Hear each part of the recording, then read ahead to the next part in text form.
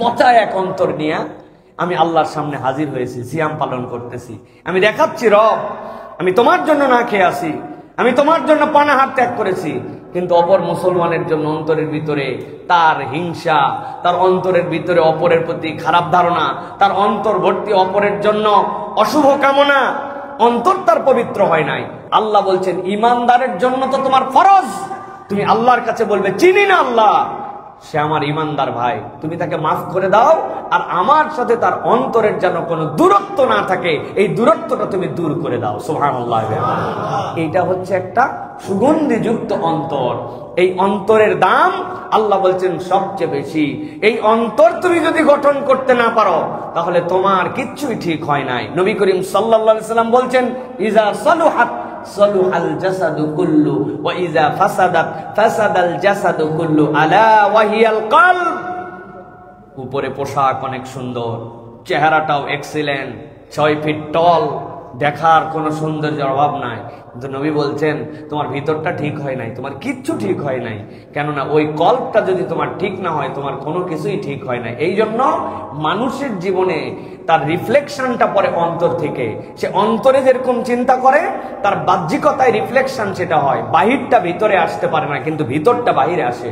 অতএব ইমানদার মাত্র এই রমাদান থেকে আমাদেরকে সিদ্ধান্ত নিতে হবে, কোন মুসলমানের প্রতি, কোন ভাইয়ের প্রতি, কোন প্রতিবেশীর প্রতি, কোন আত্মীয় স্বজনের প্রতি মন ধরাধরি হয়েছে, যা হওয়ার হয়ে গেছে। আল্লাহ, আমি এখন থেকে কারো জন্য অন্তরে আর কোন হিংসা বিদ্বেষ লালন করি না।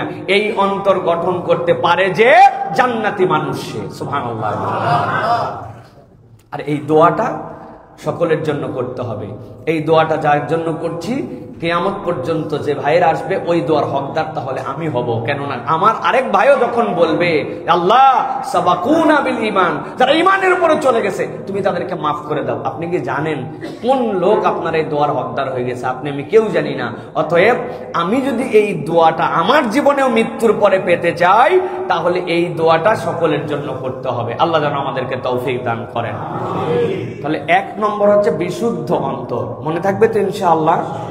অন্তর অশুদ্ধ এইটা নিয়ে চলবে না প্রিয় ভাইরা। আমরা কথায় কথায় হিংসা, আমাদের অনেক মা বোনেরাও আছে এখন বিভিন্ন পারিপার্শ্বিক বিষয় নিয়ে হিংসা করে। একজন অমুকের সন্তানটা একটু ভালো স্কুলে চান্স পাইছে, তার রেজাল্টটা একটু ভালো হয়েছে, অমুকের ড্রেসটা সুন্দর, তার ফ্ল্যাটটা কিনা হয়ে গেছে, তাদের একটা নতুন গাড়ি হয়ে গেছে, সহ্য করতে পারে না। এরকম আছে না ভাই? আছে, সহ্য হয় না, জ্বলে, খালি ভিতরে জ্বলে। এই জন্য আপনার অন্তরে হিংসা বিদ্বেষ আছে কিনা এইটার একটা থার্মোমিটার আছে পরীক্ষা করার জন্য। সেটা হচ্ছে অপরের কল্যাণ দেখে আপনার ভিতরে যদি একটু অস্বস্তি হয়, একটু কেমন কেমন লাগে, তাহলে বুঝবেন আপনার মনের মধ্যে এখনো ঝামেলা আছে। আর আপনার মন বিশুদ্ধ কিনা বুঝবেন অপরের যতই কল্যাণ হোক আপনি বলেন আলহামদুলিল্লাহ দিল থেকে, ওইটা কেউ দেখতে পায় না কিন্তু আপনি জানেন, সাথে সাথে কামনা করেন আল্লাহ আমার ভাইকে আরো দাও আর আমাকেও তার সাথে দাও, তোমার ভান্ডারে তো কম নাই। এটা হচ্ছে ইমানদারের দাবি হবে। আর ইমানদার যদি উল্টাটা করে তাহলে ওইটা তার জন্য কোনো কল্যাণ নিয়ে আসবে না, উল্টা তার জন্য ওটা বিপদের কারণ হবে। কেননা তার সব ঠিক কিন্তু অন্তরটা দুর্গন্ধওয়ালা। তাহলে আমাদের অন্তরকে পরিষ্কার করতে হবে। মনে থাকবে তো ইনশাআল্লাহ? 2 নম্বরে আল্লাহ রাব্বুল আমিন বলছেন দুনিয়ার মানুষ সিয়ামের মাধ্যমে যে শিক্ষাটা অর্জন করে ওইটা তার পুরা জীবনের জন্য দরকার, সেইটা হচ্ছে সবর। আল্লাহ রাব্বুল আলামিন কোরআনুল কারীমের মধ্যে বলছেন ইয়া আইয়ুহাল্লাযীনা আমানুসবিরু ওয়া সাবিরু ওয়া রাবিতু ওয়াত্তাকুল্লাহা লাআল্লাকুম তুফলিহুন। আল্লাহ ডাক দিয়ে বলছেন ইমানদার, তুমি যদি ইমানের উপরে আল্লাহর কাছে ইস্তেকামত থাকতে চাও, তুমি যদি আল্লাহর কাছ থেকে রিওয়ার্ড পেতে চাও, রব্বুল আলামিন বলছেন ইমানদারদের জন্য দায়িত্ব হচ্ছে আল্লাহ রব্বুল আলামিনের সন্তুষ্টির উপরে সবর করা। যে ইমানদারের জীবনে সবর নাই ওই ইমানদারের জীবনে আসলে ইমানের পূর্ণতা নাই। এই জন্য সালাফরা বলছে একজন ইমানদার মৌলিকভাবে 2টা দিকে তাকে সবর করতে হয়। একটা হচ্ছে সবরুল উলিয়া, আরেকটা হচ্ছে সবরে সুগরা। মনে রাখবেন সবরে সুগরা আমাদের জীবনে আছে, অসুখ হয়ে গেছে, তারপরে আল্লাহর প্রতি অসন্তুষ্ট হই নাই, রব্বুল আমিন ভালো করে দিবেন। সন্তানটা আমার অত ভালো রেজাল্ট করতে পারে নাই, তাও রব্বুল আমিনের প্রতি আমি সবর করে আছি, আমার রব হয়তো কল্যাণকর কিছু করে দিবেন। দোকানে ব্যবসায় লস হয়ে গেছে, কামাই রুজি নাই, তারপরে আল্লাহর প্রতি সন্তুষ্ট আছি। এইটা হচ্ছে সবরে সুগরা। কিন্তু সবরে উলিয়া হচ্ছে আল্লাহর বিধান যেটা আপনার সামনে এসেছে, আপনি দুনিয়া একদিক হয়ে যেতে পারে, কিন্তু আপনি কোনো অজুহাতে কোনো কারণ দেখায় আল্লাহর বিধান থেকে আপনি কখনো বাইপাস করেন না, আল্লাহর বিধান থেকে আপনি দূরে সরে যান না। একটুখানি মিথ্যা বললেই ব্যবসাটা হয়ে যেত, বিক্রিটা হয়ে যেত। একটুখানি যদি সুদে টাকা ধার নিতাম তাহলে আর একটু পুঁজিটা বেড়ে যেত। ও চিন্তা করছে সুদ হারাম, মিথ্যা হারাম।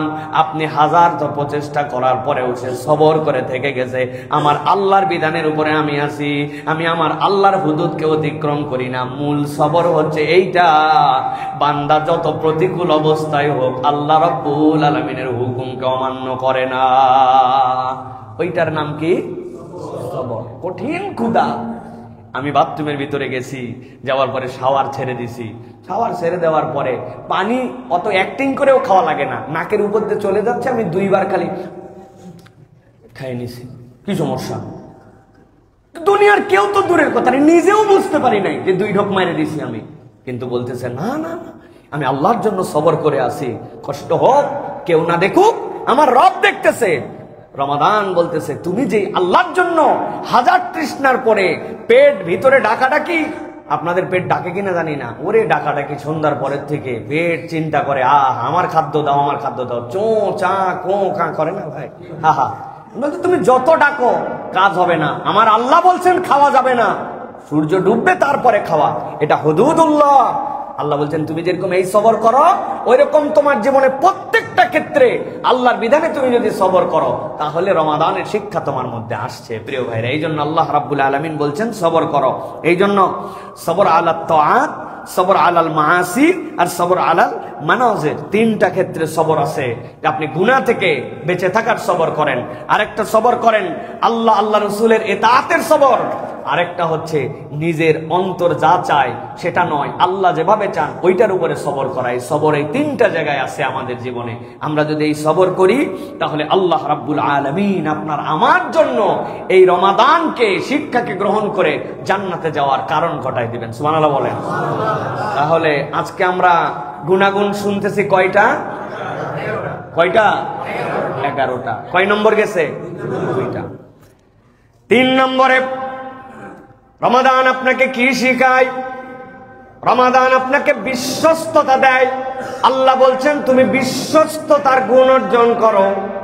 আল্লাহ রাব্বুল আমিন কোরআনুল কারীমের মধ্যে বলছেন সূরা নিসা 58 নম্বর আয়াত, আল্লাহ বলছেন ইন্নাল্লাহা ইয়া'মুরুকুম আন তু'আদ্দুল আমানাতি ইলা আহলিহা ওয়া ইযা হাকামতুম বাইনান নাসি আন তাহকুমু বিল আদল ইন্নাল্লাহা নি'ম্মা ইয়া'iযুকুম বিহি ইন্নাল্লাহা কানা সামিআন বাসীরা।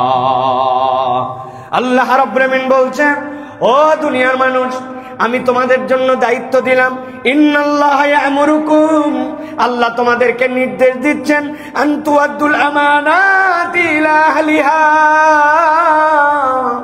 তোমার যে যে প্রাপ্য আছে ওই প্রাপ্য যার ওই অনুযায়ী তুমি তোমার আমানতদারিতা। আয়াত আল্লাহ রাব্বুল আমিন বলছেন, আল্লাহর পক্ষ থেকে নির্দেশ হচ্ছে তুমি যার হক আছে তার হকটা তুমি আদায় করে দাও।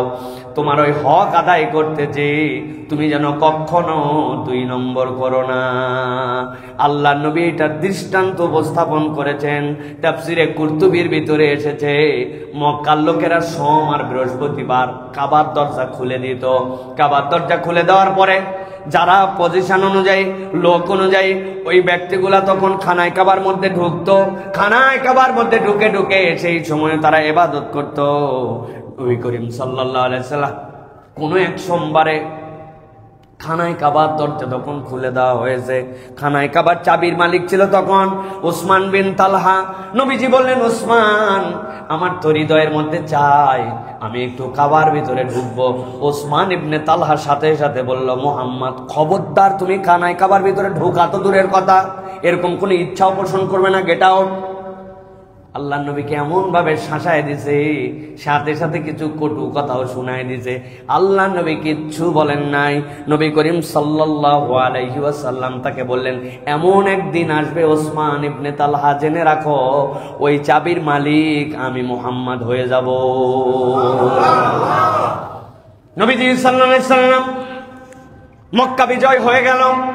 মক্কা বিজয় হওয়ার পরে আল্লাহ নবী সাল্লাল্লাহু আলাইহি ওয়াসাল্লামের ভয়ে তটস্থ সবাই, কিন্তু নবীজি জেনারেল ক্ষমা করে দিলেন, কেবল 11 জন ব্যক্তিকে ক্ষমার বাহিরে রাখলেন।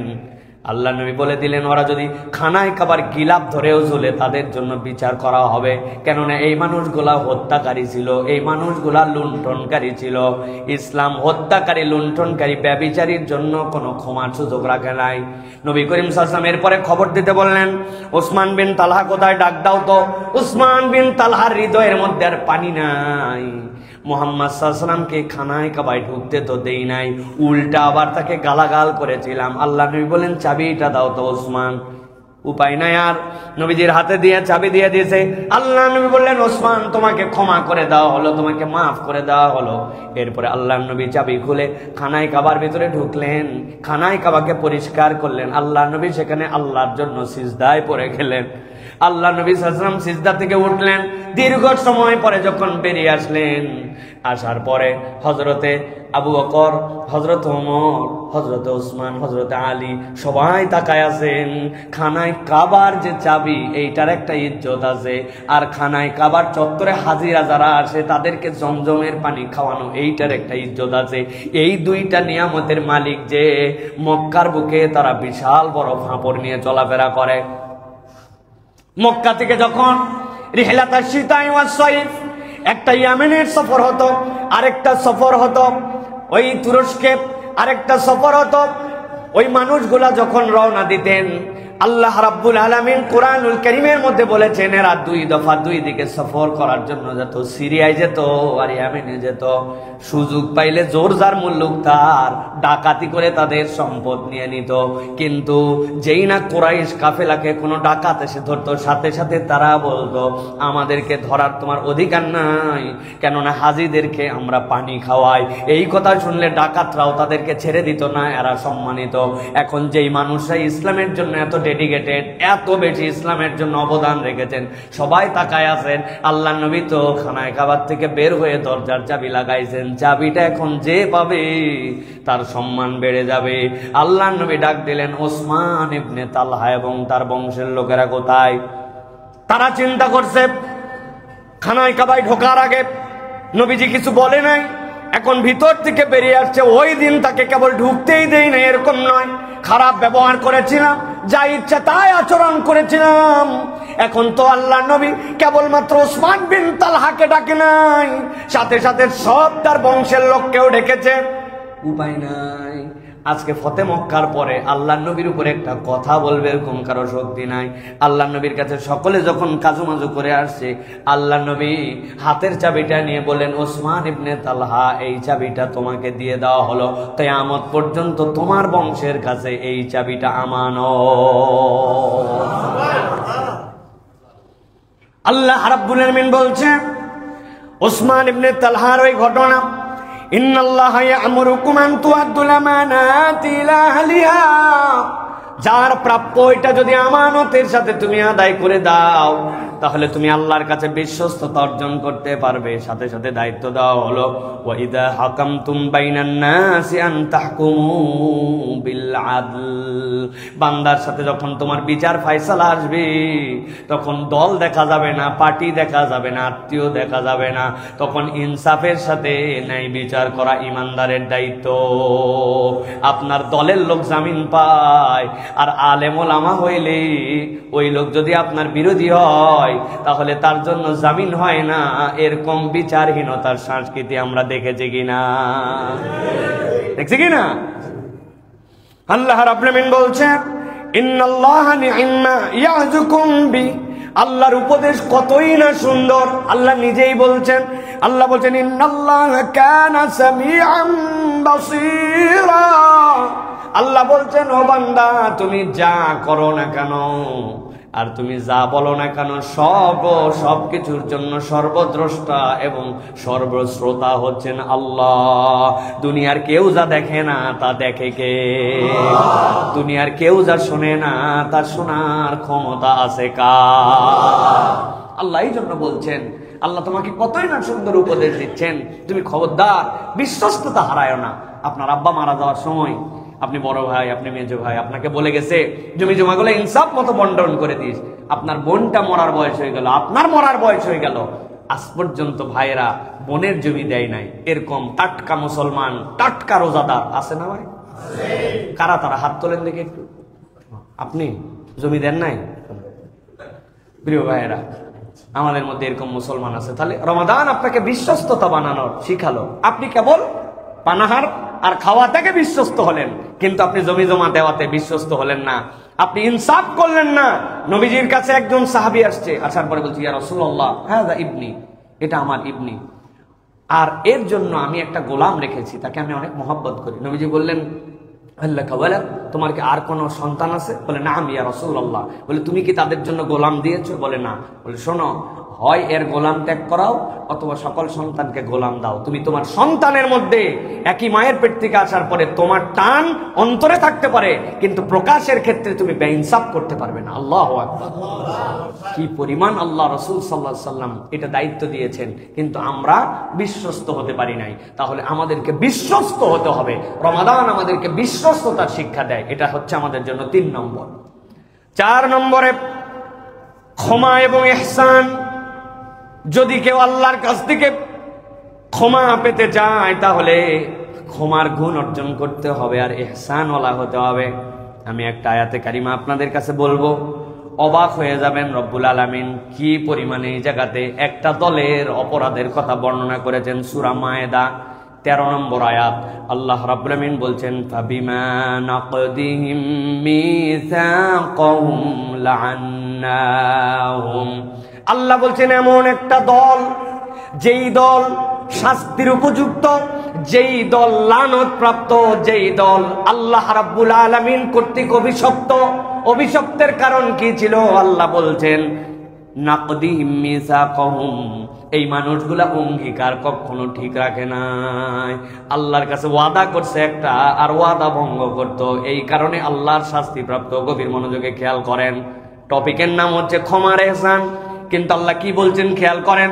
আল্লাহ বলছেন এই মানুষেরা অঙ্গীকার রাখতো না, এই জন্য আল্লাহর পক্ষ থেকে এই মানুষগুলা সব সময় অভিশপ্ত। আল্লাহ বলছেন তাদের আরেকটা দোষ, ওয়াজআলনা কুলুবাহুম কাসিয়া। এই মানুষগুলা যখন অঙ্গীকার ভঙ্গ করেছে, ওয়াদা করে ওয়াদা রাখে নাই, তখন তাদের অন্তরগুলা শক্ত হয়ে গেছে। ওই অন্তরের মধ্যে আর কোন রকম দয়া নাই, ওই অন্তর আল্লাহর দিকে বিনয়ী হয় না। এটা তাদের 2 নম্বর অপরাধ। আল্লাহ বলছেন 3 নম্বর অপরাধটা আরো সাংঘাতিক। ইউহাররিফুনাল কালিমা আম মাওয়াদিই। ওই ব্যক্তিরা আল্লাহর কথাগুলাকে ইচ্ছা মতো পরিবর্তন করে দিত। নিজেদের স্বার্থে যা দরকার ওইটা রাখতো, আর নিজেদের স্বার্থে যেটা দরকার নয় আল্লাহর কথাকে পর্যন্ত তারা বিকৃত করতে একটুকু তাদের হাত পা কাঁপতো না, একটু তাদের মনের মধ্যে কোন রকম কষ্ট হতো না। আল্লাহ রাব্বুল আলামিন বলছেন ওয়ালা তাযালু তাত্তালিউ আলা খায়িনাতিন মিনহুম ইল্লা কলিলা। আল্লাহ বলছেন আর এই মানুষগুলা আরেকটা দোষ তাদের মধ্যে ছিল। এই মানুষগুলা আল্লাহ রাব্বুল আলামিনের হুকুম আহকাম থেকে অল্প সংখ্যক ছাড়া তারা পৃষ্ঠ প্রদর্শন করতে একটুকু তাদের কাছে কোন রকম আল্লাহ রাব্বুল আলামিনের জন্য ভয় হতো না। আল্লাহ বলছেন এই মানুষ, যেই মানুষেরা অভিসম্পাদ প্রাপ্ত অঙ্গীকার থেকে দূরে থাকে, যেই মানুষদের অন্তরগুলা শক্ত হয়ে গেছে, আল্লাহর কথাগুলাকে বিকৃত করে, যেই মানুষগুলা আল্লাহর বাণীকে পৃষ্ঠ প্রদর্শন করে, অল্প সংখ্যক বাদে বুঝার পরেও তারা সেখান থেকে সরে আসে। আল্লাহ বলছেন এত অপরাধ থাকার পরেও নবী আপনাকে দায়িত্ব দেওয়া হলো ফাআফু আনহুম ওয়াসফাহ, এক নম্বর দায়িত্ব, আপনি তাদেরকে ক্ষমা করে দেন আর আপনি তাদেরকে এড়িয়ে চলেন, পাশ কাটিয়ে চলেন। এই মানুষগুলার সাথে সম্পর্ক রাখবেন না, ঘনিষ্ঠতা থাকবে না, কিন্তু এই মানুষগুলাকে আপনি পারলে ক্ষমা করে দেন। একবার চিন্তা করে দেখেন এই মানুষগুলার অপরাধ আল্লাহর সাথে কত। আল্লাহ বলছেন তারপরেও আপনি তাদেরকে ক্ষমা করে দেন। আল্লাহ রাব্বুল আমিন বলছেন ইন্নাল্লাহা ইউহিব্বুল মুহসিনিন, নিশ্চয় রব তাকে পছন্দ করেন যেই ব্যক্তিরা ইহসানওয়ালা। অতএব আল্লাহর কাছে যদি আমি ক্ষমা পেতে চাই, তাহলে মানুষকে ক্ষমা করা, ভুলকে ক্ষমা করা, এটা হচ্ছে ইমানদারের অন্যতম ভূষণ হবে। এখনকার সমাজে আমরা খুব টাইট হয়ে গেছি, ভুল করছে তার একটা পানিশমেন্ট লাগবে, ভুলই এটাকে আমরা কখনো আর নিজের মনে করে, আপন মনে করে এটা আমরা ক্ষমা করতে পারি না। অথচ আল্লাহর কাছে বান্দা যদি ক্ষমা পেতে চায়, তাহলে বান্দাকে ক্ষমা করতে জানতে হবে। হজের সফরে আপনাদের কাছে বলেছিলাম এর আগে, আমার এক মুরব্বী, আরাফার ময়দানে আমি বক্তব্য দিচ্ছি, ওই সময় বললাম আসেন আমরা আমাদের টোটা ফাটা ভুল ভ্রান্তি যা আছে সবাইকে ক্ষমা করে দেই। এক মুরব্বী বলতেছে, বাবাজি সব ক্ষমা করতে পারলো, আমি একটা লোককে ক্ষমা করতে পারবো না। এই লোক আমার এমন একটা কথার কষ্ট দিছে, কলিজাটা মনে হচ্ছে ফুটা হয়ে গেছে আমার, এই ক্ষমা আমি করতে পারবো না। আমি রাগের মাথায় একটুখানি কৌশল করে ওনাকে ধাক্কা দেওয়ার জন্য বললাম যে চাচা, আপনি যদি ওনারে ক্ষমা করতে না পারেন, আল্লাহ আপনারে ক্ষমা করবে না। কথা হচ্ছে আল্লাহ যে কারে ক্ষমা করবে আর করবেন এটা বলার আমি কে? কিন্তু আমি বুঝানোর জন্য বলছি যে আমার কত ছোটবেলার ভুল, বড়বেলার ভুল, আমার কত জানা ভুল, অজানা ভুল, ইচ্ছায় ভুল, অনিচ্ছায় ভুল, আল্লাহর কাছে আমার ভুলের পাহাড়। আর একটা লোক আমার কাছে একটা কথা দিয়ে কষ্ট দিছে, আমি তারা ক্ষমা করতে পারি না, তো এত ক্ষমা আমি কোত্থেকে পাবো? ওই মুরব্বীর দিলের মধ্যে কথাটা ধাক্কা লাগছে। সে খানিকক্ষণ পর চোখ দিয়ে পানি পরে বলছে, বাবাজি যাও, ওরেও মাফ করে দিলাম। আমি বললাম ইনশাআল্লাহ আল্লাহ আপনারা মাফ করে দিবেন। প্রিয় ভাইয়েরা, রব্বুল আলামিন আপনাকে আমাকে ক্ষমা করতে চান, কিন্তু তার জন্য আমাকে ক্ষমাশীল চরিত্র হতে হবে আমার মধ্যে। এইটা আল্লাহ রাব্বুল আলামিন দেখতে চান। আল্লাহ বলছেন এই জন্য ইন্নাল্লাহা ইউহিব্বুল মুহসিনিন, আল্লাহ ওই ব্যক্তিকে পছন্দ করেন যে ইহসানওয়ালা, আমার দিল ভর্তি ইহসান থাকবে, আমার দিল ভর্তি সব সময় দরদ থাকবে। আল্লাহ বলছেন এই দরদি দিল, ক্ষমাকারী দিল, এই ব্যক্তিকে আল্লাহ রাব্বুল আলামিন মাফ করে দেন। সুবহানাল্লাহ ওয়া বিহামদিহি। এই যে আমাদের রমাদান শাহরুল মুওয়াসাত, এটা আমাদেরকে সহমর্মিতা শেখায়।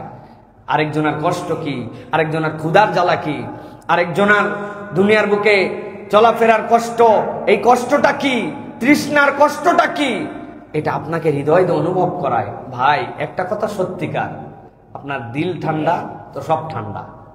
কি ভাই, আপনার দিল ঠান্ডা, ট্রিলিয়ন ট্রিলিয়ন টাকার মালিক, তুরস্কের মধ্যে ভূমিকম্প হয়েছে, বাড়ি ছিল তার 27টা, প্রতিটাতে 25টা করে ইউনিট, সবগুলা শেষ। পরের দিন সকালবেলা যেই লোক তার কাছে ভিক্ষা করতে আসতো প্রত্যেক দিন, রুটির একটা বেকারি ছিল ওই ব্যক্তির, ওই লোকও যে ভিক্ষুক, সেও যেখানে এসে ত্রাণের জন্য দাঁড়াইছে, ওই 25 ফ্ল্যাটের মালিক সেও ওখানে এসে ওই একটা রুটির জন্য দাঁড়াইছে। আল্লাহ দুইজনের একদম সামনে পিছে দাঁড় করায় দিয়েছেন। বলে বোঝানোর উদ্দেশ্য হচ্ছে যে পেট হচ্ছে আসল ভাই। ওই লোক যদি মনে করতো আমার তো অনেক টাকা ছিল, যা গেছে গেছে, অথবা আমার না খেলেও চলবে না। আর যে লোক ভিক্ষুক, সেও যদি চিন্তা করে তারও চলবে না, পেট। এই জন্য আল্লাহ রাব্বুল আমিন আপনাকে আমাকে শিখাচ্ছেন যে তুমি শাহরুল মুওয়াসাতে ইহসানওয়ালা হও। তোমার দিলে যদি ইহসান থাকে, তাহলে আল্লাহ রাব্বুল আমিন তোমাকে জান্নাতি হিসেবে কবুল করবেন। আপনার কাছে রমাদান পার হয়ে গেল, আপনি ক্ষমাও করতে শিখলেন না, আপনি ইহসানওয়ালা হইলেন না। আল্লাহ তো দোয়াই শিখাইছেন যে হে বান্দা তুমি আমার কাছে দোয়া করো, আল্লাহুম্মা ইন্নাকা আফুউন তুহিব্বুল আফওয়া ফাআফু আন্নী। আল্লাহ আমার অপরাধের শেষ নাই, তুমি আমাকে ক্ষমা করো। আর জানি আল্লাহ তুমি না ক্ষমা করা পছন্দ করো, আল্লাহ অতএব আমাকে তুমি মাফ করে দাও। যেই রব ক্ষমা করা পছন্দ করে তার কাছে আমি মাফ চাচ্ছি, আর আমি কাউকে ক্ষমা করি না, তাহলে কেমনে হইল ভাই? এই জন্য আমাদেরকে ক্ষমার গুণ অর্জন করতে হবে। আল্লাহ যেন আমাদেরকে তৌফিক দান করেন। 5 নম্বরে বিনয়। 5 নম্বর কি? আল্লাহ রাব্বুল আমিন বলছেন সূরা শুআরা 215 নম্বর আয়াতের মধ্যে বলছেন মানুষ মাত্রই বিনয়ী হবে। আল্লাহ নবীকে আল্লাহ বলছেন ওয়াকফিদ জানাআকা লিমানিত্তাবাআকা মিনাল মুমিনিন। একটা মুরগি যেরকম বাচ্চা দেওয়ার পরে আকাশ দিয়ে যদি চিল চলে যায়, উপর দিয়ে যদি কাক চলে যায়, মুরগির মা কেমন করে যেন একটু শব্দ করে, বাচ্চাগুলি সব ডানাগুলা বের করে দেয়, বগলের মধ্যে চলে আসে, পেটের নিচে চলে আসে, ছোট্ট ছোট্ট ঠোঁটগুলি কেমনে কেমনে জানি পালকের ভিতর দিয়ে বের করে দেয়, মা আবার ঠোঁটগুলা দিয়া ঠোকা দিয়ে দিয়ে ভিতরে ঢুকায় দেয়। ওই মুরগির ছানাগুলি যেরকম চিল থেকে কাক থেকে বেঁচে যায়, আল্লাহ বলছেন, ও আমার হাবিব, ও আমার নবী মুহাম্মদুর রাসূলুল্লাহ সাল্লাল্লাহু আলাইহি সাল্লাম, আপনাকে আমি দায়িত্ব দিলাম, আপনি আপনার ডানাগুলা ইমানদারদের জন্য রহম করে বিছায়া দেন। নবী করিম সাল্লাল্লাহু আলাইহি ওয়াসাল্লাম তো মানুষ, কিন্তু তাকে উদাহরণ দেওয়া হয়েছে আপনি আপনার ডানাগুলা, তার মানে আপনি আপনার অ্যাক্টিভিটিস, আপনি আপনার দিল, আপনি আপনার আচরণ, আপনি আপনার যাবতীয় কাজগুলি এমন ভাবে সেট করেন, ইমানদার যেন আপনার থেকে বিনয় পায়, ইমানদার যেন আপনার থেকে নিরাপত্তা পায়।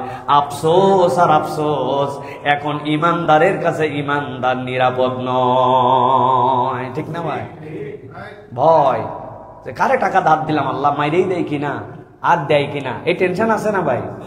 হ্যাঁ, সব মুসলমান আমরা এখন এই বিনয় থেকে বেরিয়ে আসছি, আমাদের মধ্যে বিনয়ের আচরণ নেই, আমরা এমন ক্রুয়েল হার্ট হয়ে গেছি যে আমাদের মধ্যে বিনয়, এমনকি ফ্যামিলির সাথে নাই, বাচ্চা কাচ্চার সাথে নাই, কোন জায়গায় আমাদের মধ্যে বিনয় নাই। যে যত বেশি উগ্র, যে যত বেশি রাগী, যে যত বেশি বদমেজাজি, সে তত বেশি পার্সোনালিটিওয়ালা, এরকম একটা ভাব আমাদের মধ্যে চলে আসছে। অথচ বিনয়ী হওয়া, নম্র হওয়া, হযরত আয়েশা সিদ্দিকা রাদিয়াল্লাহু তাআলা থেকে বর্ণনা আসছে, তিনি বলছেন, যাকে বিনয় দেওয়া হয়েছে এই পৃথিবীর সব সে পেয়ে গেছে, আর যার মধ্যে লজ্জা দেওয়া হয়েছে সে ইমানের সব পেয়ে গেছে। যার লজ্জা আছে তার ইমান আছে, যার বিনয় আছে তার দিন তার সাথে আছে। সুবহানাল্লাহ।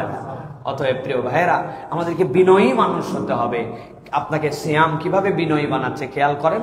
আপনার সাথে কেউ গন্ডগোল করতে আসছে, আপনি বলবেন, ভাই আমি রোজাদার, ভাই আমি তোমার সাথে ঝগড়াঝাটি করবো না, ভাই দোষ যার হয় হোক, কিন্তু আমি তোমার সাথে ঝগড়াতে নাই, তোমার সাথে গন্ডগোলে নাই। এই প্র্যাকটিস না সিয়াম আপনাকে শিখিয়েছে, কিন্তু আমরা তো রোজাটাকে এখন ক্ষুধা পেটে আর এদিকে মাথা গরম, আরো ডবল গরম আমাদের মধ্যে। না ভাই, আগে কিল দিত না, এখন কিল দেওয়ার জন্য উঠে যায়। ওরে বাবারে বাবারে, এত গরম আমাদের মধ্যে। অতএব আপনাকে ট্রেনিং দিচ্ছে যে আপনি সবচেয়ে, সেনাবাহিনীর মধ্যে বলা হয় হার্ড ট্রেনিং সহজ যুদ্ধ। আপনি যত বেশি ট্রেনিংটা কঠিন করবেন, তত বেশি যুদ্ধ আপনার জন্য সহজ হবে। আপনি যদি ট্রেনিং এ ছাড় দেন, তাহলে যুদ্ধে জিততে পারবেন না। এখন আপনার ট্রেনিং, আরে বেটা এমনি তো পেট ভরা থাকলে এমনি মেজাজ ঠান্ডা থাকে, এখন পেট ফাঁকা, লম্বা দিন, গরম, আরেকজন আবার চেতাইছে, এখন না তোমার পরীক্ষা দেওয়ার কথা। তুমি তো পেট ভরা, পরিবেশ ভালো, ভদ্রলোক সবগুলা, এনে তোমার গন্ডগোলের পরীক্ষা কি? এখন না পরীক্ষা দিতে হবে তোমার, যে তোমার ক্ষুধার জ্বালায় অস্থির, তৃষ্ণায় বুক ফেটে যাচ্ছে, লোক উল্টা পাল্টা তারপরেও কথা বলতেছে, চাইলে আমি কিল লাগাই দিতে পারি না, কিন্তু আমি সিয়াম আছি, আমি ট্রেনিং নিচ্ছি। আল্লাহ বলছেন, এই বিনয়ের ট্রেনিং তুমি যদি নিতে পারো, তো বিনয় হচ্ছে জান্নাতি মানুষের গুণাগুণ। সুবহানাল্লাহ। 6 নম্বরে আল্লাহ রাব্বুল আমিন বলছে সূরা ইব্রাহিমের 7 নম্বর আয়াতের মধ্যে, দুনিয়ার মানুষ, তুমি যদি রব্বুল আলামিনের কাছে, আল্লাহর কাছে তুমি যদি গ্রহণযোগ্য হতে চাও, রব্বুল আলামিনের কাছে প্রিয় পাত্র হতে চাও, আল্লাহ বলছেন তাহলে তোমাকে শুকরগুজার বান্দা হতে হবে। যার জীবনে শুকরিয়া নাই, তার জীবনে আসলে রবের কাছে উপস্থাপন করার মতো কিছুই নাই। আল্লাহ কোরআনে বলছেন, وَإِسْتَأْذَنَ رَبُّكُمْ لَئِنْ شَكَرْتُمْ لَأَزِيدَنَّكُمْ وَلَئِنْ كَفَرْتُمْ إِنَّ عَذَابِي لَشَدِيدٌ। শতবার আপনাদের কাছে বলেছি, আল্লাহ রাব্বুল আমিন এই আয়াতে কারিমা উম্মতে মুহাম্মাদির জন্য দেন নাই। এই আয়াতে কারিমা ছিল মূসা আলাইহিস সালামের কওমের জন্য, যেই কম 1 বছর 2 বছর নয়, হাজার হাজার লাখ লাখ তাদের পুরুষ সন্তানকে মেরে ফেলা হয়েছে, তাদের নারীগুলাকে তারা দাসী বানিয়ে রেখেছে, তাদের কোনো সামাজিক মর্যাদা ছিল না, তাদের কোনো সম্মান ছিল না। ওই মানুষগুলাকে আল্লাহ রাব্বুল আমিন নিজ কুদরতে ফেরাউনের কবল থেকে মুক্ত করলেন। আল্লাহ রাব্বুল আমিনের কুদরত দেখায়া তাদেরকে সমুদ্র পার করে দিলেন। একটা রাস্তা দিয়ে নয়, 12টা রাস্তা দিয়ে পার হয়ে গেল, ওই পারে উঠে গেল। উঠে যাওয়ার পরে পিছনে তাকায় বলতেছে, মূসা পার তো হয়ে গেলাম, কিন্তু রাস্তা তো আর নষ্ট হয় নাই, ওই রাস্তাতে তো ফেরাউনও আসতেছে, কেমনে পার করায় কি লাভ হলো বলো তো? এত বেশি এরা উদ্যত, এত বেশি কাফেল, আল্লাহ ওইটার মধ্যে ফেরাউনকে চুবায় মেরে ফেললেন। এরপরে মূসা আলাইহিস সালামকে বলতে বললেন, বলো বলো তোমার কওমকে যে তোমরা যদি এখন আল্লাহর কৃতজ্ঞ হও আল্লাহ নিয়ামত বাড়ায় দিবেন, আর যদি আল্লাহর অকৃতজ্ঞ হও জেনে রাখো আল্লাহর আযাব বড় কঠিন। ওই যে মূসা আলাইহিস সালামকে পার করা হলো, এরপরে মূসা আলাইহিস সালাম বলেন চলো এখন সবাই মিলে আমরা বাইতুল মুকাদ্দাস এইটাকে উদ্ধার করে এরপরে আমরা ক্ষান্ত হব। যেই রব আমাদেরকে এত বড় মুক্তি দিলেন, ফেরাউনের 8 লক্ষ লোককে সমুদ্রের তলায় চুবায় মেরে ফেললেন, সাথে সাথে তারা বলতে শুরু করলো আমাদের হাতে এত সময় নাই, কেবল আমরা একটু আরাম পাইছি, তুমি আর তোমার আল্লাহ যায় যুদ্ধ করো, আমাদের যুদ্ধে যাওয়ার সময় নাই। নাউজুবিল্লাহ। আল্লাহ মরুভূমির মধ্যে তাদেরকে ফালালেন, ফালাই এমন একটা সার্কেলের মধ্যে ঢুকাই দিলেন, 40 বছর এক জায়গায় খালি ঘুরছে আর ঘুরছে, ঘুরছে আর ঘুরছে, বের হতে আল্লাহ দেন নাই। ওই 40 বছর একটা প্রজন্মকে আল্লাহ ধ্বংস করে দিয়া তাদের উত্তরাধিকার যারা তাদেরকে বিশুদ্ধ রূপে তৈরি করে তারপরে আল্লাহ রাব্বুল আমিন বাইতুল মুকাদ্দাসকে বিজয় করেছেন। কিন্তু ওদের এই অকৃতজ্ঞতার কারণে আল্লাহ ছোট্ট একটু জায়গার মধ্যে 40 বছর তাদেরকে ঘুরাইছেন। আল্লাহ বলছেন ওই রব তোমাদেরকে বলছেন লা ইন শাকারতুম লাযিদান্নাকুম ওয়া লা ইন কাফারতুম ইন্না আযাবি লাশাদীদ। আমি আল্লাহ দায়িত্ব দিলাম তুমি আল্লাহর প্রতি কৃতজ্ঞ হও, আল্লাহর কৃতজ্ঞ হলে নিয়ামত বেড়ে যাবে, আর আল্লাহর অকৃতজ্ঞ হলে আযাব আসবে।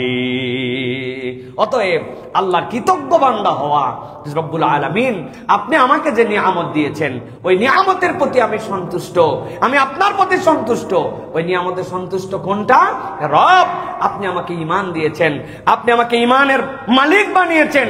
অনেক কিছু না থাকতে পারে কিন্তু পৃথিবীর সব মানুষ থেকে আমি আলাদা, আমাকে আপনি ঈমানের দর্শন দিয়ে আপনি আমাকে জান্নাতের পথে নিয়েছেন। আমার বাড়ির ধারে 3 প্রজন্ম অন্য ধর্মাবলম্বী লোক আছে, তার দাদাও ছিল অন্য ধর্মাবলম্বী, বাপ ও তার সন্তানও, আর তার সাথে একই ওয়াল। আল্লাহ আপনি আমাকে মায়ের পেটের থেকে ঈমানের নিয়ামত দান করেছেন, এর থেকে বড় দয়া আমার জন্য কি হতে পারে? আপনার বাজারে এরকম লোক আছে না? 4 প্রজন্ম ব্যবসা করে অমুসলমান আছে না? আপনি কেনাকাটা করেন তাদের দোকান থেকে, এরকম লোক আছে না? আপনি চুল কাটান, এরকম লোক আছে না? 5 প্রজন্ম। তা আপনি আপনার আমার কি এমন যোগ্যতা, কি এমন আল্লাহর জন্য আমরা করে ফেলছি যে আল্লাহ আমাকে অটোমেটিক দৌলতে ঈমান দিলেন, আর ওই বেটা ঈমান পাইলো না। আল্লাহু আকবার। আল্লাহ বলছেন তুমি যদি কৃতজ্ঞ হও আমি রব এই নিয়ামত বাড়াই দিব, আর যদি কৃতজ্ঞ না হও খালি আল্লাহর তালাশির মধ্যে আছে, আল্লাহ খালি দিল না দিল না, পাইলাম না পাইলাম না, মানে আল্লাহরে শুধু ব্লেম করার উপর আমি আছি না ভাই, আল্লাহকে শুধু ব্লেম করার উপরে আছে। আপনি এই জন্য খুঁজে খুঁজে আল্লাহর নিয়ামতের কৃতজ্ঞতা আদায় করেন। আল্লাহ রাব্বুল আলামিন বলছেন আমি তোমাকে কেমনে বাড়াতে হয় আমি তোমাকে বাড়াই দেবো। সুবহানাল্লাহ। রমাদানে চুপ করে থাকবেন, এটা একটা আমল। রমাদানের এই আমল আমাদের নাই। রমাদানে একটা মুরাকাবা থাকবে আপনার, দিন রাত মিলায়া 20 মিনিট কারোর সাথে কোনো কথা নাই, দুনিয়াবি কোনো কিছু নাই, মোবাইল থেকে ডিস্ট্রাস্ট, সবকিছু থেকে নিরিবিলি আপনি আল্লাহর কাছে চুপ করে ভাবতেছেন আর আল্লাহর কাছে কৃতজ্ঞ হচ্ছেন যে আপনি আল্লাহ তুমি যে আমাকে কত দয়া দিছো, কি আমি হতভাগা যে আমি এটা চিন্তার মধ্যেও আনতে পারি না। আল্লাহ তুমি আমাকে একটু স্মরণ করায় দাও তো আল্লাহ যে আমার প্রতি কত দয়া। আল্লাহু আকবার। বাজার করলে আমি মুখ দিয়ে খাই, কিন্তু আমার অক্সিজেন তো আমার কিনে খাওয়া লাগে না। আল্লাহ আমার যদি অক্সিজেন কিনে খাওয়া লাগতো তাহলে তো আমি শেষ হয়ে যেতাম। আল্লাহ আমার গাড়িতে প্রত্যেক সপ্তাহে মোবাইল দেওয়া লাগে, কিন্তু তুমি এই যে আমার ঘাড় অনবরত নড়াচ্ছি, আমার মুখগুলো অনবরত এই যে কথা বলতেছি দাঁতের এটা নড়ে যাচ্ছে, কে এই জায়গায় মোবাইল দিয়ে দিল, কে এই জায়গায় গিরিজ দিয়ে দিল? আমার চোখের পাতা যদি শুকিয়ে যেত তাহলে তো আল্লাহ 1বার 2বার ফেললে আমার চোখের উপর আঁচড় পড়ে আমার চোখ অন্ধ হয়ে যেত। আল্লাহ এই চোখের মধ্যে অনবরত কে এই লিকুইডটা দিয়ে দিচ্ছে। আলহামদুলিল্লাহ আল্লাহ আমি তোর কৃতজ্ঞতা আদায় করতে পারি নাই আল্লাহ প্রপারলি। আল্লাহ তোমার প্রতি আমার কৃতজ্ঞতা। আপনি 20 মিনিট এরকম নিরিবিলি, রমাদানের এটা অন্যতম আমল। হাজার আমল করি আমরা, দোয়া করি আমরা, অনেক কিছু করি আমরা, কিন্তু আল্লাহর জন্য ব্যক্তিগতভাবে চুপ করে থেকে নীরব হয়ে মুখ বন্ধ করে আল্লাহর জন্য একটু একাকিত্ব সময় কাটানো, এটা আমাদের জীবন থেকে হারায় গেছে। ঠিক না ভাই? কোলাহল আমাদেরকে ব্যস্ত করে দিয়েছে, কোলাহল আমাদেরকে আকৃষ্ট করে ফেলেছে, কিন্তু নীরবতা আমাদেরকে আকৃষ্ট করছে না। বান্দার জীবনে একটা নীরবতার সময় দরকার। বান্দা চুপ চুপ করে থাকবে, একাকী হয়ে যাবে, কিচ্ছু করতে হবে না, চুপ করে আসেন আপনি, একদম চুপ, কথাও বলি না, কিচ্ছু না, নীরব, আমি আল্লাহর জন্য নীরব, কোনো তসবিহ তাহলিল না, এমনকি আল্লাহর হামদও করতেছেন না, কিন্তু আপনি চুপ আছেন। এটা আপনার পার্সোনাল টাইম। বড় বড় নিঃশ্বাস নেন, লা ইলাহা ইল্লাল্লাহ বলে বলে আপনি বড় বড় নিঃশ্বাস নিয়ে বুক ভর্তি নিঃশ্বাস, আস্তে আস্তে করে নিঃশ্বাসটুকু ছাড়েন, আর আল্লাহ রাব্বুল আলামিনকে স্মরণ করেন। সুবহানাল্লাহ গুলা একবার নখে হাত দিছেন, এক সুবহানাল্লাহর মধ্যে কত কি আছে, আপনি সুবহানাল্লাহ সুবহানাল্লাহ সুবহানাল্লাহ এত জোরে যান কেমনে? আপনি একদিন 33 বার সুবহানাল্লাহ পড়তে 33 মিনিট লাগবে। আল্লাহ, আমি সুবহানাল্লাহ বলতেছি তোমার জন্য, তুমি পবিত্র, তুমি এমন রব যাকে দেখার জন্য আমার বড় আকর্ষণ। সুবহানাল্লাহ, আসমানটা কিভাবে সৃষ্টি হলো? আমার 10 ফিট বাই 10 ফিট ঘরে 4টা খুঁটি, আসমানে কোনো খুঁটি নাই। সুবহানাল্লাহ, সুবহানাল্লাহ। আল্লাহ রে, আমার অল্প একটু পানি টেনে নিয়ে ট্যাঙ্কির মধ্যে উঠানো লাগে, আমি না পানি উঠালাম, উপরে কত ময়লা পানি, কেমনে ফিল্টার হয়ে আবার নিচে পানিটা চলে গেল। সুবহানাল্লাহ। আল্লাহ, তুমি আমার সন্তানটাকে আমার জন্য দান করেছো। পৃথিবীতে কত নিঃসন্তান দম্পতি আছে, কত প্রতিবন্ধী আছে, কিন্তু তুমি আমার সন্তানটাকে সুন্দর রেখেছো। সুবহানাল্লাহ। আপনি ভেবে ভেবে 33টা আল্লাহর এরকম গুনাগুন দিয়ে সুবহানাল্লাহ বলেন, আলহামদুলিল্লাহ বলেন, আল্লাহু আকবার ভেবে ভেবে বলেন। আপনি 100টা এরকম ওয়াজিফা 20 মিনিট ভেবে বলেন, দেখেন আপনার হৃদয়টা ভরে যাবে, আল্লাহ আপনাকে নিয়ামত দিয়ে ভাসায় দিবে। সুবহানাল্লাহ। রমজানে বহু আমল করলাম, নীরবতার আমল আমাদের নাই। অতএব এই নীরবতা, আল্লাহর জন্য চুপ করে যাওয়া, ভেবে ভেবে আল্লাহর জন্য একটুখানি মনে মনে আল্লাহকে কৃতজ্ঞতা জানানো, এটা হচ্ছে আল্লাহর পক্ষ থেকে আপনার আমার নিয়ামত প্রাপ্তির অন্যতম একটা অনুষঙ্গ হবে। আল্লাহ আমাদেরকে তৌফিক দান করেন। বাসায় সবাই ঘুমায় গেছে, চুপ করে উঠে যাবেন। উঠে গেলাম, উঠে যাই একাই। অনেক লোকের সামনে অনেক কিছু হয় না ভাই, কেউ জেনে ফেললে আমল করে মজা পাওয়া যায় না। সবাই ঘুমাই গেছে, উঠে গেছে, আপনি টার্গেটে আছেন যে আজকে সবাই ঘুমাইছে, 20 মিনিট কেউ জানবে না। চুপ করে একটু ড্রয়িং রুমের ফাঁকে, চুপ করে একটুখানি টেবিলের ফাঁকে যাই একটুখানি 2 রাকাত সালাত আদায় করে বসে গেছেন। বসে একটু দেখবেন দিল দিয়ে, 1 দিন 2 দিন প্র্যাকটিস করেন, দিলের মধ্যে একটা তৃপ্তি পাবেন যে আমি আল্লাহর কৃতজ্ঞ বান্দা হতে চাই। আল্লাহ, আমি তো জানি না কেমনে তোমার কৃতজ্ঞ হতে হয়, আল্লাহ তুমি সেটাও আমার অন্তরের মধ্যে দিয়ে দাও রব্বুল আলামিন। আপনি যদি এইরকম করে আল্লাহর হামদ করেন, ইনশাআল্লাহ আল্লাহ রাব্বুল আলামিন আপনার আমার নিয়ামত বাড়ায় দিবেন। বলেন আল্লাহুম্মা আমিন। তাহলে আল্লাহর শুকর মনে থাকবে এটা ইনশাআল্লাহ। 7 নম্বরে ভয়। সিয়াম আপনাকে ভয় শিখায়। বান্দাকে আল্লাহ ভয় করতে বলেছেন।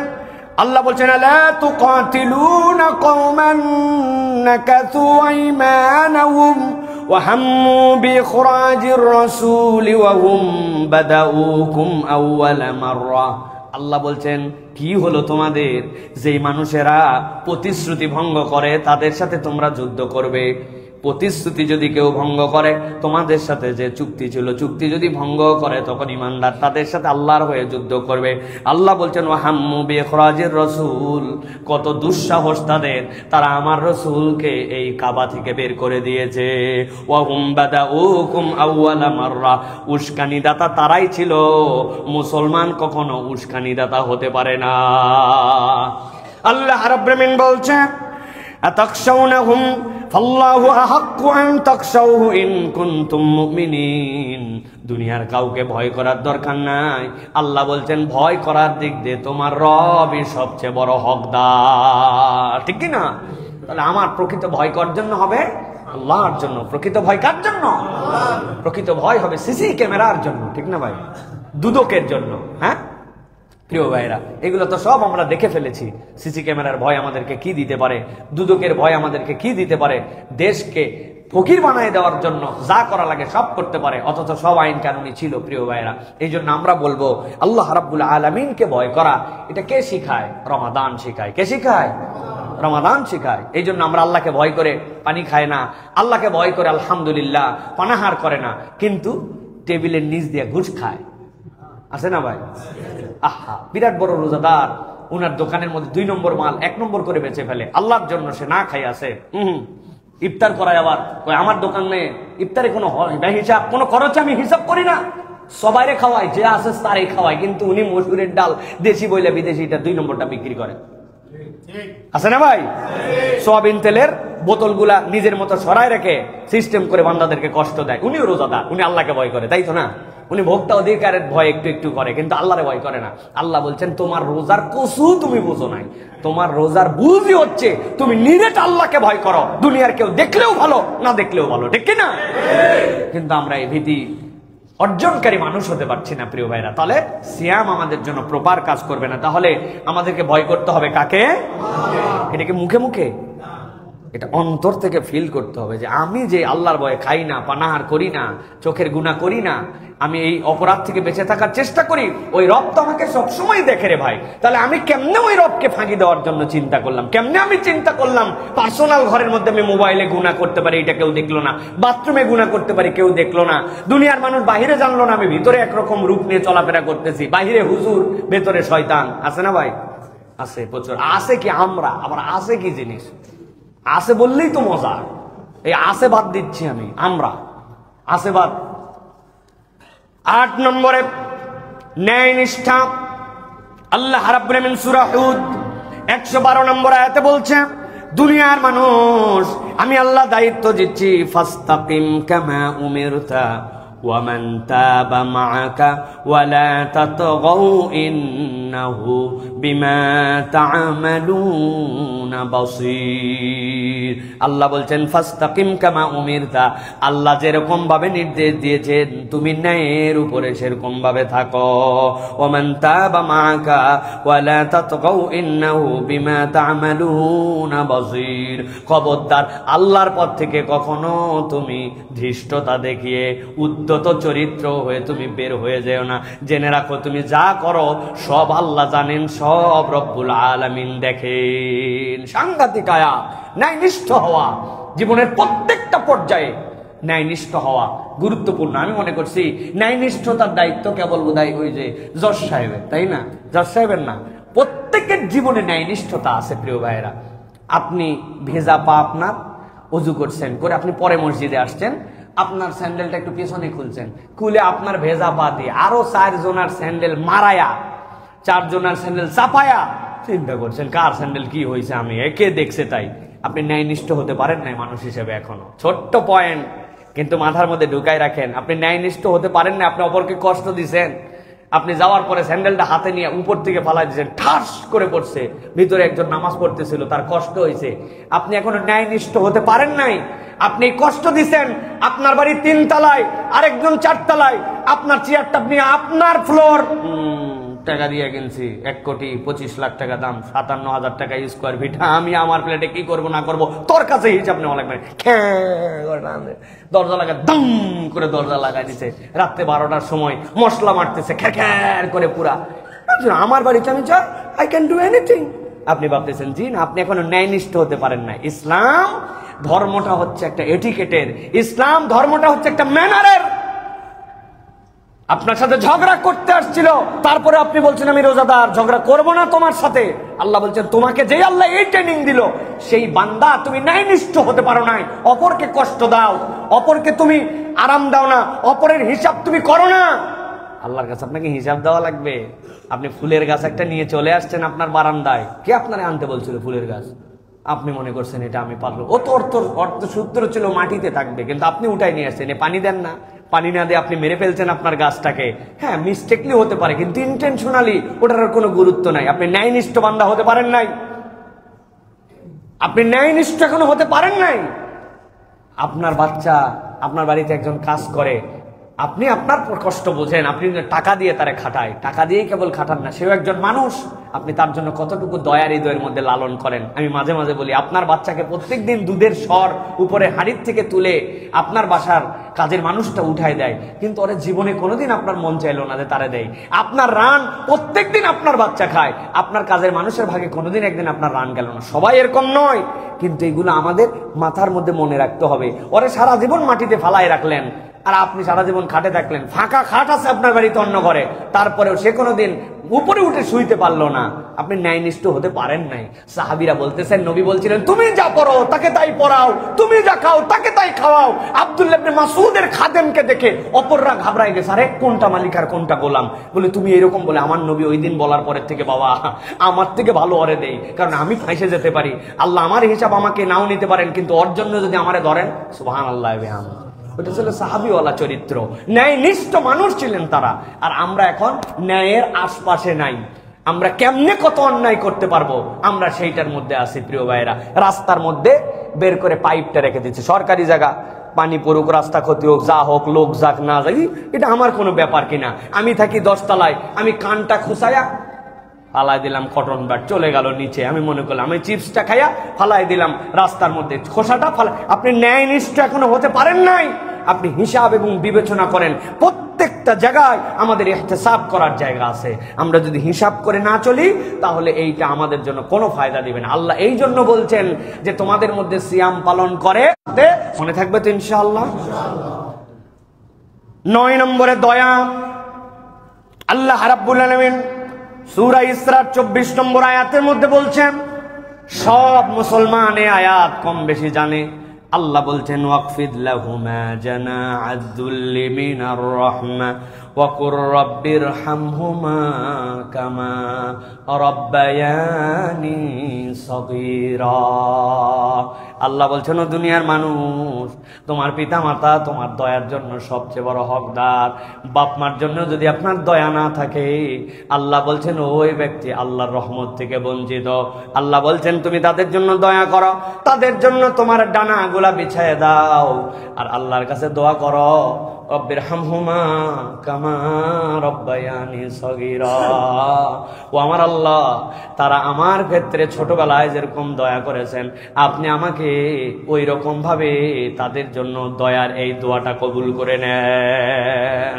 কি দয়া করেছেন আব্বা আম্মা, একবার যদি কল্পনা করেন, হৃদয় আপনার দিয়ে যদি ভাবেন, এই আধুনিক জেনারেশন, এই জেনারেশন আমি সব জায়গায় বলি এরা হচ্ছে ডায়াপার জেনারেশন। কিন্তু আমার মাকে আমি দেখেছি 7 দিন সূর্য ওঠে নাই, শীতকাল, কঠিন শীত, শৈত্যপ্রবাহ শুরু হয়ে গেছে। উত্তরবঙ্গের মানুষ আমরা, এমন শৈত্যপ্রবাহ, সূর্য নাই, কিচ্ছু নাই, পিঠা পিঠে আমাদের 7 ভাই বোন, ছোট 2টা ভাই, কাছাকাছি প্রায় 12-13 মাসের ছোট। 7 দিনের জন্য সূর্য ওঠে নাই, এখন তারা তো প্রস্রাব করে। আম্মাকে দেখছি চুলার উপরে কাঁথাগুলা কেমনে কেমনে যেন কষ্ট করে করে 5-7টা শুকায় নিয়েছে।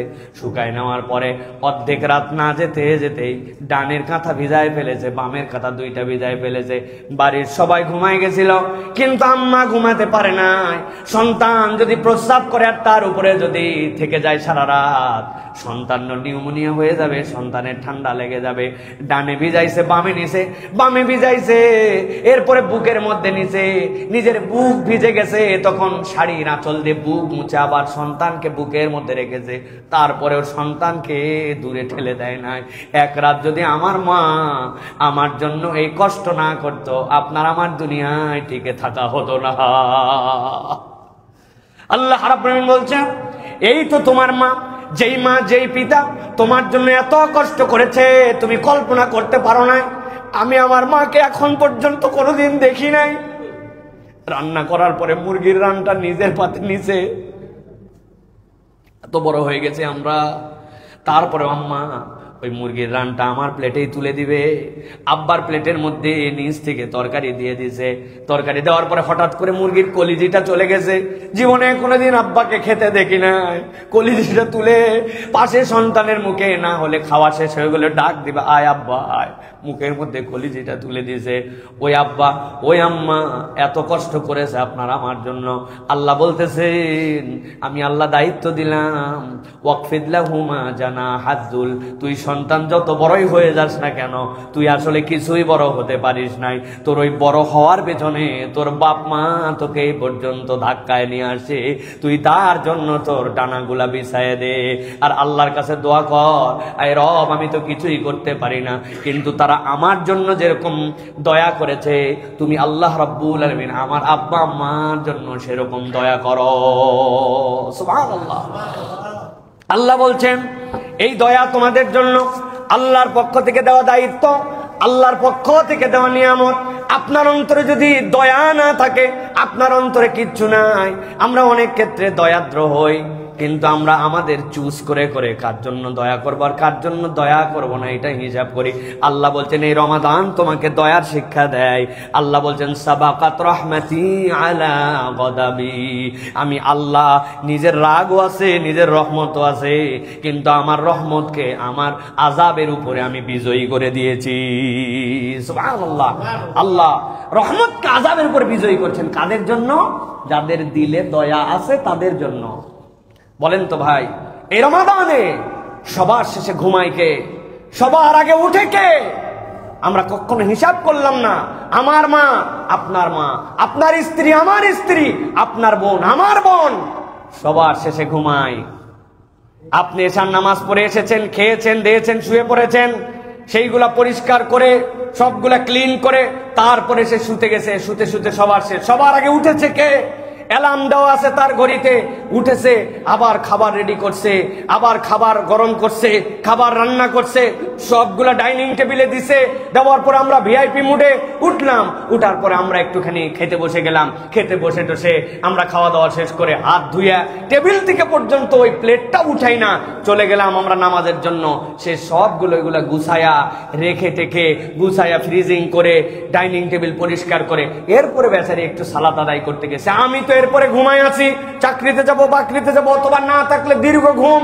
কিন্তু উনার বাড়িতে যদি দুগ্ধপোষ্য শিশু থাকে, ছোট শিশু থাকে, তাহলে আবার সবার আগে উনি উঠছে, কেননা সবাই রোজা আছে, তারে আবার খাওয়ানো লাগবে।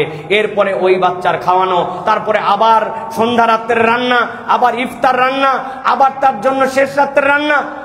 আমি তো মাগরিবের নামাজ পড়ে আসলাম, আসার পরে চিন্তা করছি সারা দিন রোজা ছিলাম, একটু ক্লান্তিতে গা এলাই দিয়া আমি একটু মোবাইলে ফেসবুক দেখতেছি, একটু ইউটিউব দেখতেছি, একটু টিভিতে খেলা দেখতেছি, আর উনি আবার আপনার আমার জন্য এসার পরের খাবার রান্না করতেছে। আপনি একটু হিসাব করেন, সবার থেকে বেশি কষ্ট করে আপনার আমার মা, আপনার আমার স্ত্রী, তাদের জন্য আমার ন্যূনতম কোনো দয়া নাই, ফিলিংস নাই, কৃতজ্ঞতা নাই।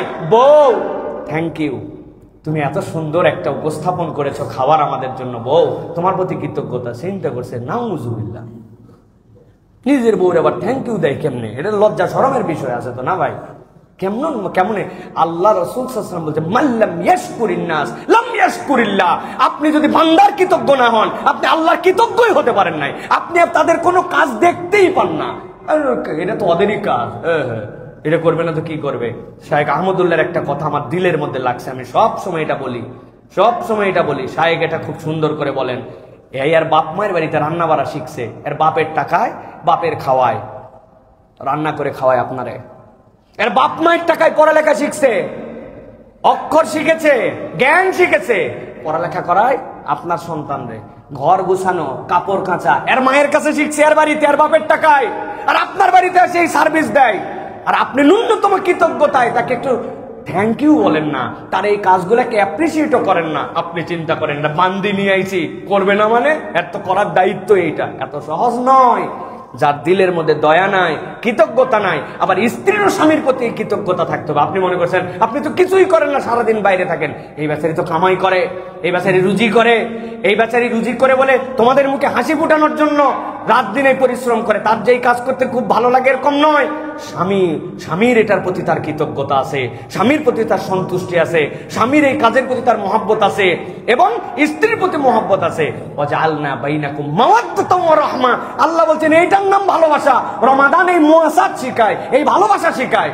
আপনি মনে করছেন স্ত্রী কিছুই করে না, স্ত্রী মনে করছে স্বামী কিছুই করে না, দুইজনই আবার রোজাদার। আপনার রোজা কসু, আপনার রোজা কি 100 টাকা কেজি, তাও এত সস্তা মনে করেন না। এটাও এই কচু দিয়েও আর উদাহরণ দেওয়া যাবে না, এটাতে কি বলতে হবে আল্লাহ জানে, কেবল আমার জানা নেই।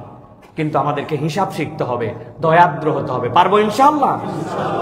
স্ত্রীকে যাই আজকে ধন্যবাদ দিতে পারবেন তো? বলবেন বেগুনি বানাইছো, লবণ টবণ কিছু ঠিক নাকি, ধন্যবাদ কিলাকিলি নাকি? ভাই বেচারি যে কষ্ট করে আপনি জানেন না, রান্না করে থাকার কষ্ট আছে, রোজার আগ মুহূর্ত পর্যন্ত কষ্ট আছে, কিচ্ছু না ভাই, দাঁড়ায় থাকে যে রান্না করতো, এইটার যে কষ্ট আছে। আমি তো ভালো রান্না করি, এই জন্য আমি জানি এগুলা। আল্লাহ আমাদেরকে বোঝার তৌফিক দান করে। 10 নম্বরে আমাদের জন্য দয়ার পরে সত্যবাদিতা। আল্লাহ রাব্বুল আমিন বলছেন ইয়া আইয়ুহাল্লাযীনা আমানুত্তাকুল্লাহ ওয়া কুনু মা'আস সাদিকিন। সত্যবাদী হতে হবে।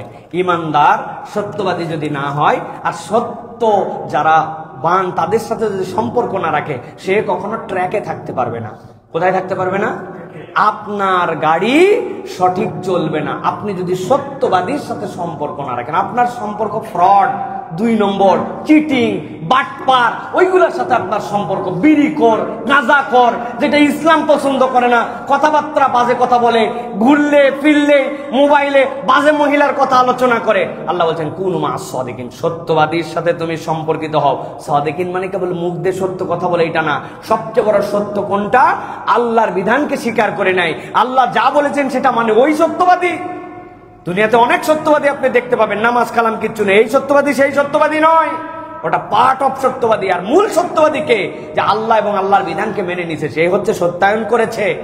অতএব প্রিয় ভাইয়েরা, বাজে মানুষের সাথে ঘুরবো, বাজে সংস্রব বাদ দেই নাই। আবার আমি মনে করতেছি আমি সিয়ামকারী, আমার সিয়াম হচ্ছে না। প্রিয় ভাইয়েরা, সিয়াম আমাকে শেখাচ্ছে যে আপনাকে সত্যবাদীর সাথে সম্পর্কশীল হতে হবে। পারবো তো ইনশাআল্লাহ?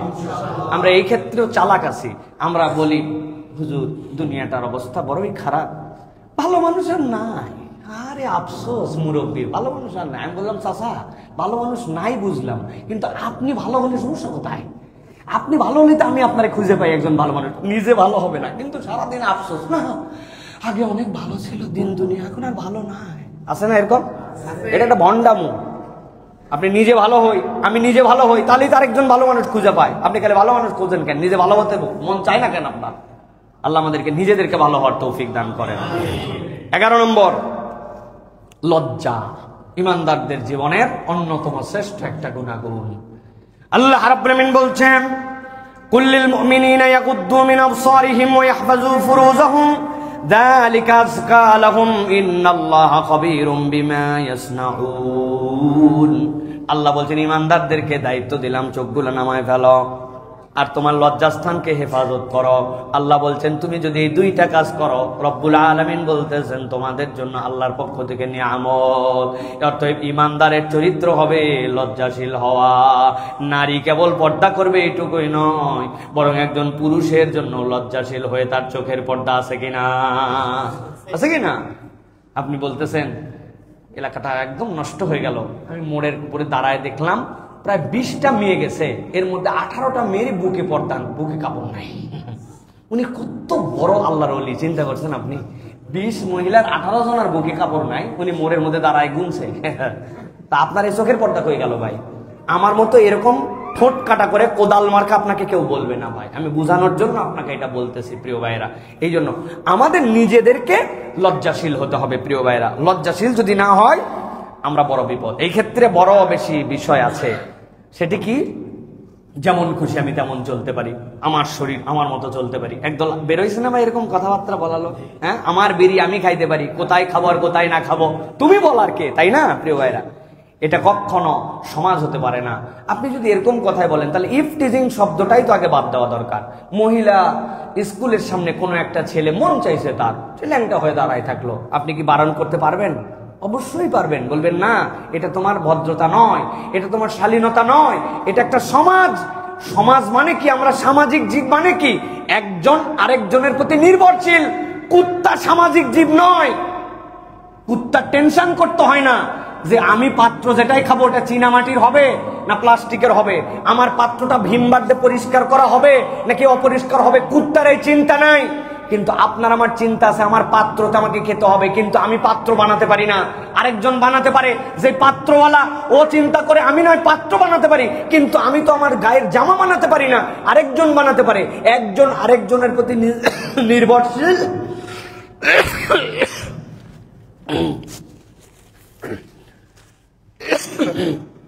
একজন আরেকজনের প্রতি নির্ভরশীল, এই জন্য আমরা সামাজিক জীব। এখন আপনি সামাজিক জীব হয়ে আপনি বলবেন আমি যেমন ইচ্ছা তেমন চলতে পারি, আমার ইচ্ছা আমি সম্পাদন করতে পারি, এটা কখনো সামাজিক জীবের দাবি হতে পারে না। এটা কাদের জন্য হতে পারে? যারা উশৃঙ্খল, যারা এই সমাজকে, এই সমাজের তাহজিব তামাদ্দুনকে প্রায়োরিটি দেয় না, এরা হচ্ছে সেই দল। এরকম একটি দল আমাদের সমাজে এখন প্রভাব বিস্তার করে অন্য কোনো দিক দিয়ে তো আর ফসফাস করতে পারতেছে না, এখন অল্প একটু ফুটা পাইলেই ওই দিক দিয়ে একটুখানি বিষ বাইর করার চেষ্টা করতেছে। আছে কিনা ভাই? আর কথায় কথায় মুসলমানদেরকে, ইসলামিস্টদেরকে তারা নানানভাবে কটু কথা বলে, নানানভাবে আমাদেরকে ব্যাকডেটেড বলে। আমরা বলি ভাই আমরা ব্যাকডেটেড, কিন্তু কোন পর্যন্ত? আমরা 1450 বছর আগে নবী যেখান থেকে আপডেট করে আমাদেরকে ক্লিক করেছেন ওইখান থেকে আমরা আপডেট। আর তুমি যে আপডেট হিসাব করতেছো ওই আপডেট এই কয়েকদিন আগেও, এই 1850-এর আগেও নারীর অধিকার আমেরিকার মতো জায়গাতেও ছিল না, সম্পদের অধিকার ছিল না। আর আমরা বেশি আপডেট না, তবে আমরা 1450 বছর আগে আমার নবী ওয়ারিসনামা নির্ধারণ করে গেছে। তোমার ভ্রূণ হত্যা, অমুক হত্যার ক্ষেত্রে তুমি কেবল বলতেছো, আর আমার আল্লাহ নারীদের ইজ্জত দিয়ে 1450 বছর আগে ওইটাকে হারাম করে দিয়ে গেছেন। আমার আল্লাহ, তুমি কেবল বলতেছো ইফটিজিং এর কথা, আমার আল্লাহ 1450 বছর আগে বলেছেন পুরুষ তোমার চোখকে নামাও। অতএব আপডেটেড শিক্ষা আমাদেরকে দিতে এসো না। তোমরা যদি আপডেট হতে চাও তাহলে ইসলামকে অনুসরণ করো, ইসলামের বাহিরে কোনো আপডেট কিচ্ছু পৃথিবীতে নাই, ঠিক না? তুমি বিড়ি খাবে, রাস্তার মধ্যে খাও, কিন্তু তুমি এটা খাওয়ার পরে এটাকে গুরুত্ব দিবে না, সমাজকে এটাকে তুমি দায়িত্বের মধ্যে আনবে না, এটা কখনো হতে পারে না প্রিয় ভাইরা। এই জন্য আমাদের এই ব্যালেন্স করতে হবে। এটার নাম লজ্জা। যার মধ্যে লজ্জা নাই তার মধ্যে কিছু নাই, যার মধ্যে লজ্জা আছে তার মধ্যে সব আছে। প্রিয় ভাইরা, আমরা এই যে আল্লাহর হুকুম হাকাম পালন করি, এই ক্ষেত্রে আমাদের লজ্জা লাগবে। যে আল্লাহ আমাকে খাওয়ান, যে আল্লাহ আমাকে দেখেন, আমি তার সামনে কেমনে অন্যায় করি, আপনার এই লজ্জা কিন্তু আপনাকে ইমানের দিকে নিয়ে যাবে। অতএব লাজুকতা মানুষের জীবনের অন্যতম নিয়ামত। লজ্জাহীন হয়ে গেলে সমাজ পশুর কাতারে নেমে যাবে। আমরা ইতিমধ্যেই দেখতেছি সমাজ পশুর জায়গায় চলে গেছে, ঠিক কিনা ভাই? আরে আমরা বিয়ে শাদী করার পরে বোরখালি বউ হাত ধরে অন্য জায়গায় গেলে ভিতরে অস্বস্তি হয় 5 জনের সামনে, আর কতকগুলো আছে কি আর বিয়ে শাদী কিসের কি, তারপরেও হাত ধরা তো দূরের কথা, যা ইচ্ছা তাই ধরে ফেলতেছে। তাহলে কুকুর আর তার মধ্যে পার্থক্য কোথায়? রাগ করলেন ভাই? আল্লাহ আমাদেরকে বোঝার তৌফিক দান করেন। 11টা গুণাগুণের কথা বলবো বলেছি, কয়টা বলেছি? 11টাই বলছি। আরেকটা বোনাস আছে, মনে আছে তো? 1 নম্বর হচ্ছে বিশ্বস্ত হৃদয়, 2 নম্বর আপনাদের কাছে কি বলেছি? সবর, 3 নম্বর বিশ্বস্ততা, 4 নম্বর ক্ষমা, 5 নম্বর বিনয়, 6 নম্বর শকর, 7 নম্বর ভয়, 8 নম্বর ন্যায়নিষ্ঠা, 9 নম্বর দয়া, 10 নম্বর সত্যবাদিতা, 11 নম্বর 12 নম্বর এবার বোনাস, সবগুলোর উপর শাইনিং। এটা দিয়ে শাইন করে দিয়েছেন আল্লাহ রাব্বুল আমিন। আল্লাহ রাব্বুল আমিন বলছেন আল্লাযীনা ইউমিনুনা বিল গায়ব ওয়া ইউকিমুনাস সালাহ ওয়া মিম্মা রাযাকনাহুম ইউনফিকুন। আপনি আপনার সব গুনাহগুনের উপরে শাইন দিবেন কি দিয়ে? আল্লাহ বলছেন তুমি হবে সখী, তুমি হবে দানশীল। যেই ঈমানদার দানশীল, আল্লাহ তার সব ল্যাকিংস দূর করে আল্লাহ তার নিয়ামতগুলো তার জন্য দান করে দিবেন। সুবহানাল্লাহ। আল্লাহ রাব্বুল আমিন বলছেন الذين ينفقون أموالهم بالليل والنهار سرا وعلانية فلهم أجرهم عند ربهم ولا خوف عليهم ولا هم يحزنون।